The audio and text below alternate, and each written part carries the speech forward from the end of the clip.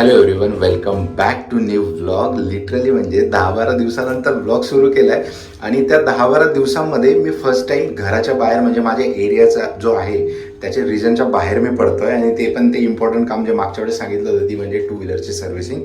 त्याच्यासाठी service book घेतलेलं आहे. त्याच्यानंतर याच्यामध्ये जो डिक्कीमध्ये सामान आहे तो काढून फोर व्हीलरमध्ये ठेवतो म्हणजे जेणेकरून काय आहे की ते हातामध्ये कॅरी करायची गरज नाही. टूल बॉक्स आहे आणि हा फ्लॅग आहे याच्या खाली. चलो ठीक आहे, एवढं सामान याच्यामध्ये ठेवून देतो. एका हातात कॅमेरा असल्यामुळे आता असंच ऑपरेट करायला लागतं आहे.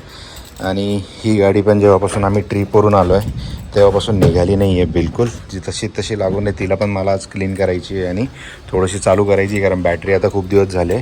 सो किती दिवस चालेल किती दिवस नाही चालणार त्याची आयडिया नाही. सो आता हे इथं ठेवतो. आणि ऊन बघायला गेलं तर नाही आहे, ऊन दिसतंय बट खूप कमी ऊन आहे. हायवेला थोडी गर्दी जास्त आहे कारण ऑब्व्हियसली आज संडे आहे आणि संडेची थोडी ट्रॅफिक जास्त असणारच आहे. बट एक गोष्ट बोलायची ती म्हणजे ऊन एवढ्या दुपारी आता वाजलं आहे 1:09 आणि त्या 1:09 जे हे ऊन आहे हे काहीच नाही आहे, एकदम नॉर्मल आहे. कारण आपण नेहमी बोलत असतो मौसम आहे मस्ताना काही मात्र गरज नसताना, बट यावेळेस उलटं झालं आहे.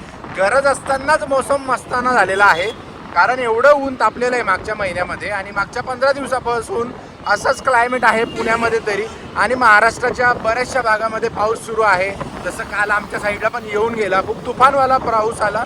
जसं आमच्याकडे आता मला इकडे पुण्यामध्ये बरं वाटतंय बट तिकडे आमच्याकडे लोकांना बिलकुल बरं वाटलेलं नाही आहे कारण केळीचं खूप नुकसान झालं आहे, शेतीचं खूप नुकसान झालं आहे. जरी 45-46 डिग्री टेम्परेचर असलं तरी त्यांना एकदा ऊन चालेल बट हा अवकाळी पाऊस नाही चालणार कारण आमचा परिसर हा मोस्टली शेतकरी भाग असल्यामुळे याचा फटका खूप बसलेला आहे. स्टेटस बघतोय मी, अक्षरशः केळीची बाग झोपली पूर्ण, म्हणजे तोंडाशी आलेला घास गेला आहे लोकांच्या.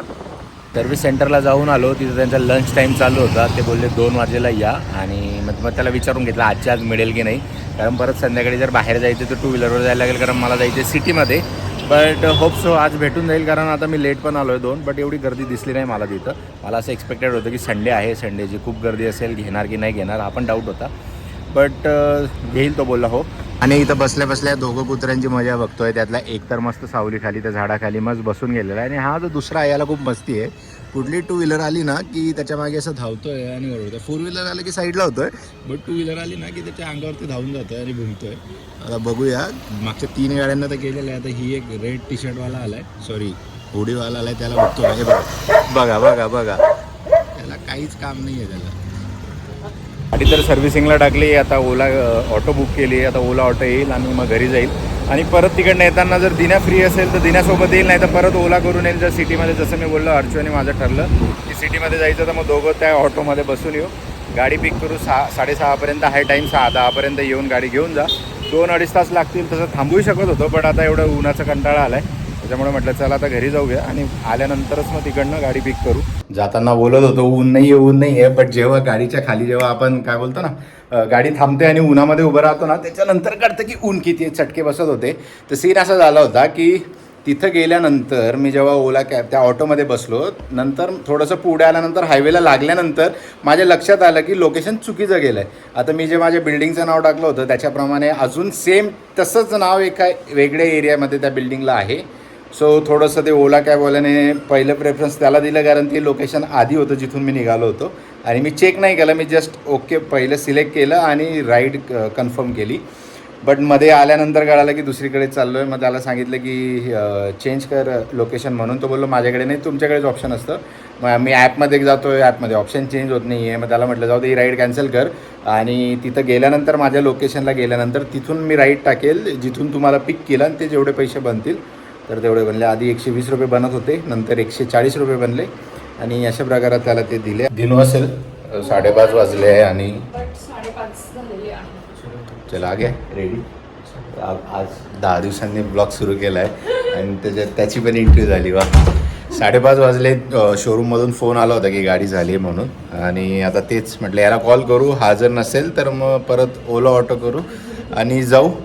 बट लकीली तो रेडी होता त्याच्यामुळे आता जातो. 6 वाजेला शोरूम बंद होतं आहे. ते आलं होते तेव्हा कंप्लेंट करत होते ना त्याच्या 15 मिनटं बोलल्या मावशी, 15 मिनटं. ते पण उभं राहून म्हणजे असंही नाही पण मावशींची एकच कंप्लेंट आहे रे त्याच्या विरुद्ध, बाकी सगळ्या माफ आहे.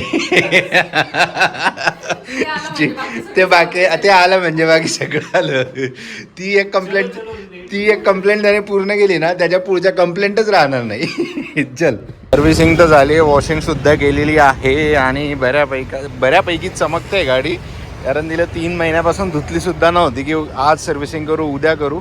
आता व्यवस्थित टकाटक झाली आहे. थोडा ब्रेक टाईट वाटतोय कारण सर्व्हिसिंग जस्ट झाली आहे.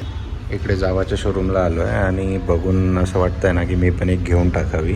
ॲक्च्युली तुम्ही थंबनेलला बघितलं असेल की घेतो आहे, पण तो थंबनेल होता ॲक्च्युली. आम्ही देण्यासाठी गाडी बघतो आहे आणि बरेचसे मॉडेल आहे जे बघून आवडत आहेत. आणि इथं तर 5 ते 6च मॉडेल आहे. अजून दुसऱ्या शोरूमला गेल्यावर अजून एखादा असेलच, जसं दिने बोलत होतं स्क्रॅम्बलर, बट ते डिस्कंटिन्यू केले म्हणून आता जी टेस्ट ड्राईव्ह घेतली त्याने त्या गाडीची घेतलेली आहे.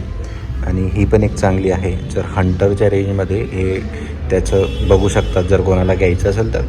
जावाला तुम्ही ट्रस्ट करू शकतात कारण महिंद्राने घेतलेलं आहे. बऱ्याचशा लोकांना माहिती नसेल, जावा खूप जुना ब्रँड आहे आणि आता रिलॉन्च झालेला आहे तो 3 वर्षापूर्वी इंडियामध्ये. आणि तो महिंद्राने घेतला ॲक्च्युली आता, म्हणजे पूर्ण जावा कंपनीच महिंद्राने घेतलेली आहे.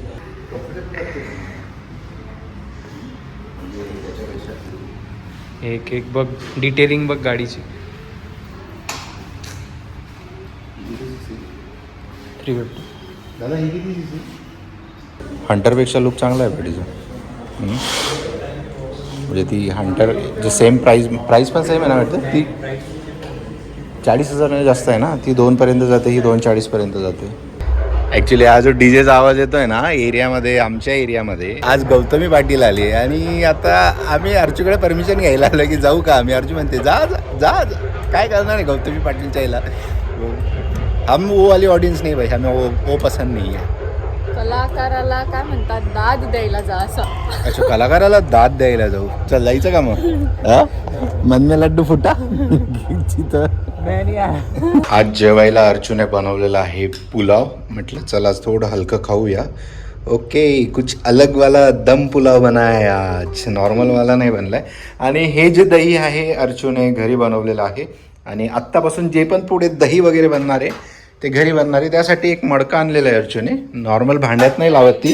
कुठे अच्छा, हे वालं जे अक्षय तृतीयेला आणलं होतं ना ते मडकं स्पेशली, त्याचा वापर आता दह्यासाठी होतोय. आणि पुलाव मला असं वाटलं म्हणून बोलली का तू की 10-15 मिनटं थांब, दम लागू दे. मी तेच बोलतोय. आणि या 10 दिवसात एक गोष्ट जी सगळ्यात चांगली झाली आमच्या आयुष्यात ती म्हणजे आमचं स्केड्यूल. आम्ही सकाळी 7 वाजेच्या आधी उठतोय आणि संध्याकाळी 8 वाजेच्या आधी जेवतोय. अजून थोडंसं हळूहळू आम्ही कव्हर करतोय की जितक्या लवकर आम्हाला जेवता येईल तितकं चांगलं. त्याच्यामुळे काय होतं आहे ना, आमची स्लिपिंग सायकल चांगली झाली. जे आम्ही 1-1.5 नंतर आमची झोपेला सुरुवात व्हायची ती आता 11:30-11:15पर्यंतच होत आहे. कधी कधी थोडंसं काही काम असेल वगैरे तर थोडं जागायला लागतं आहे, बट नॉर्मली 11 वाजेपर्यंत डोळे लाल व्हायला सुरुवात होते, जी की खूप चांगली गोष्ट आहे. घ्या आता, सर्व करा. आता एवढ्या मेहनतीने बनवली आहे. तब्बल 10 दिवसांनी आलेल्या आहे या छोट्याशा ब्लॉगला इथे एंड करू. आय होप तुम्हाला हा ब्लॉग आवडला असेल आणि जास्तीत जास्त लाईक करा. कारण आजकाल तुम्ही लाईक करत नाही, कमेंट करत नाही आहे, त्याच्यामुळे थोडं मोटिवेशन कमी झालं होतं माझं. बट आता मी ट्राय करतो की ते मोटिवेशन एकदम हाय पॉईंटला घेऊन जावं, म्हणजे डेली ब्लॉग येतील. बट त्याच्यासाठी तुम्ही एक तर लाईकमध्ये सपोर्ट दाखवा, कमेंटमध्ये दाखवा, म्हणजे जेणेकरून आम्हाला कळत राहील की ॲटलीस्ट 200 लाईक तरी यायला पाहिजे एखाद्या ब्लॉगला. नॉर्मली आपले ब्लॉग 4,000-5,000 व्ह्यूजपर्यंत जात आहे, बट 200 लाईकसुद्धा येत नाही आहे. ते थोडंसं म्हणजे बोलतो ना की थोडंसं माझं मोटिवेशन त्या गोष्टीने कमी होतं आहे. सो आता ते तुमच्यावर आहे आणि आय होप तुम्हाला आवडलं असेल. भेटूया आपण उद्याच्या ब्लॉगमध्ये आता, कारण 9:30 वाजले तरी डोळे बघत असणार, थोडे झोपेचं झालेलं आहे कारण मला झोप येते. आणि भेटूया उद्या एका नवीन दिवशी एका नवीन उत्साहामध्ये. तोपर्यंत बाय बाय.